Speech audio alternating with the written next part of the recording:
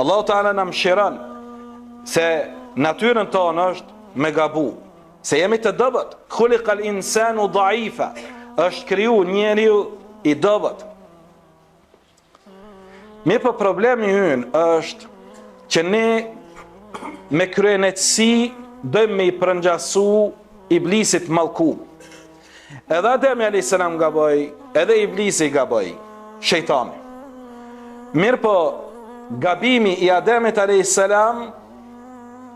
ishte që e kërkoj pemën e ndalume dhe u shty prej epshit ti, ishte gabim epsharak. Dhe u shty prej epshit ti me shkel urdhresën Allahu Teala, apo më mirë themi ndalesën Allahu Teala, e Allahu Azza wa Jall e dëboj prej xhennetit. Por Ademi a.s. çfarë bani? Ademi a.s. kërkoi falje prej Zotit vet dhe Allahu Teala ja pranoi teuben dhe kërkoi prej tij dhe pasardhësve të tij që gjithmonë kur të gabojnë e kini Zotin, kthehuni Zotit tuaj, do ta gjeni inshallah më të mëshirshëm se sa nana që e mëshiron fëmijën e vet, sikur që ka në hadith pejgamberit alayhi salatu wassalam.